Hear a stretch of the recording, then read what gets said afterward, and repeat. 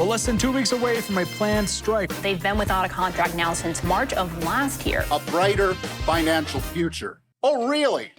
When you think about workers who are organizing, particularly in the 21st century, the first people that come to your mind are not white-collar insurance financial service workers. Everybody was like, how the hell did you guys do that?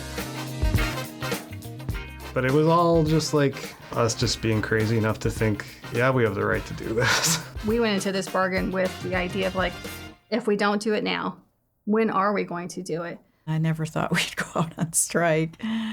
The company is making money hand over fist, having the best years it's ever had, and is asking for concessions from the union.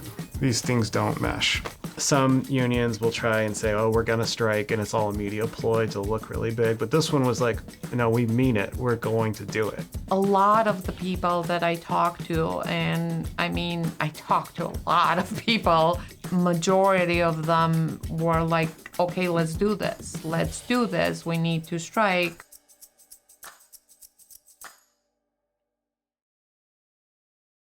When strike talks started to happen, it's like, oh, I should actually pay attention to this. I need to know what's going on. And that's when my house fire happened. I am struggling to live. It's like, okay, do I buy gas or do I buy groceries? No employee should be making those kinds of choices with the amount their employer is making. It was absurd. I never, ever thought I would go out on strike, but this was something worth fighting for. Sometimes you have to inflict enough pain for them to feel it. The strike was 100% on TruStage. That's something that they could have avoided if they wanted to do the right thing, and they chose not to. Once we were all together and kind of moving in the same direction, it was really awesome to see all these people step up.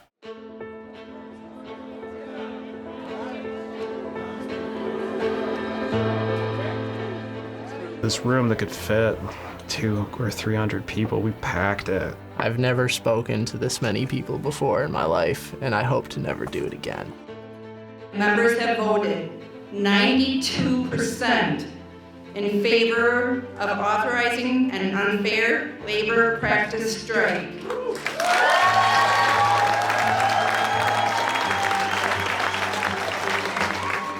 It's on. This is what we're gonna do.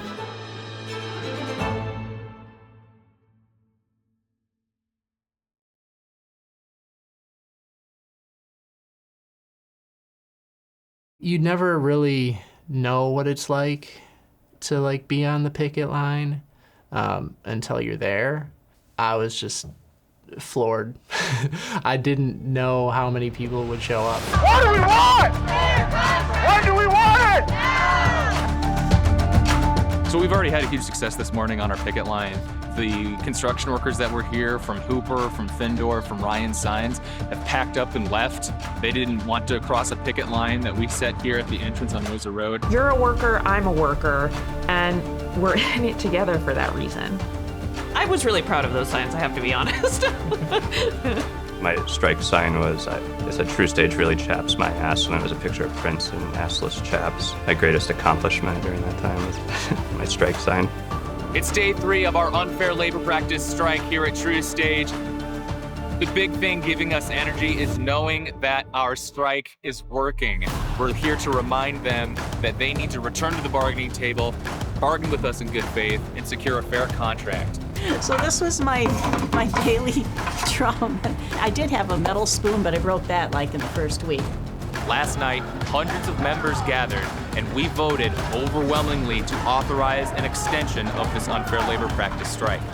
As I speak, our bargaining team is heading into negotiations with the company. This is a big deal because for the last 15 months, our employer has come up with excuse after excuse for dragging these out for as long as possible. Suddenly, when we went out on this unfair labor practice strike, their attitude changed.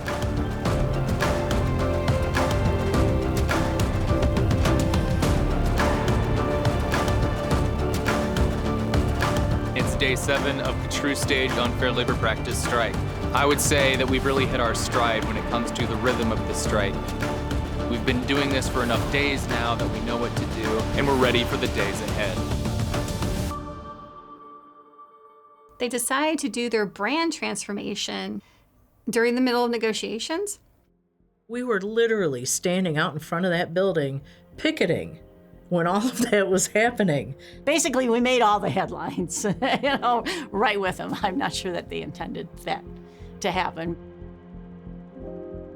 They wanted to keep their reputation as we are helping people while they weren't helping their own employees to begin with.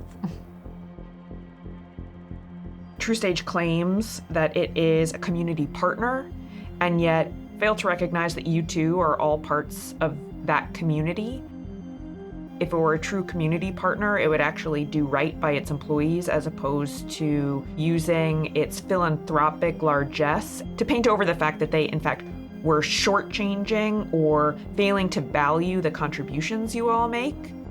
I think that was deeply cynical. We had the city council, the mayor, politicians all say, CUNA Mutual, TruStage is no longer a good neighbor. They're no longer a good member of their community. We used to have a lot of trust that our company is doing the right thing. One of the corporate values is we do the right thing. So many of us don't believe that anymore.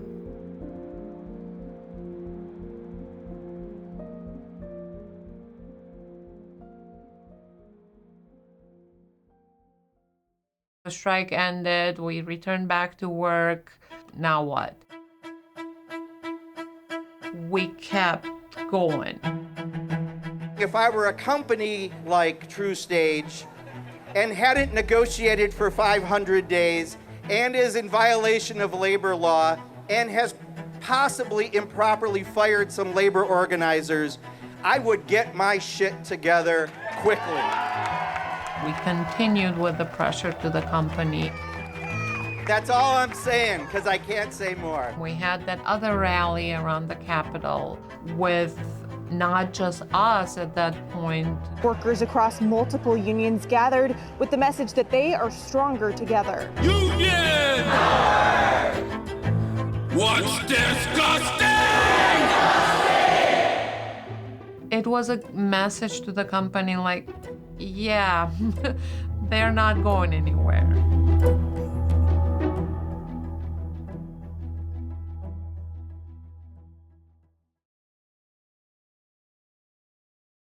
We got it done, and I think we did quite well. We got good things, and we built a ton of solidarity, which, if we carry it forward, we will start to get, even more good things in the next contract. There were people who voted against the strike that went on strike. Every action that we took, even when we disagreed with each other, we needed to act together. At the end of the day, the power is collective power. Think about the way corporate America is going. You have more and more white-collar workers.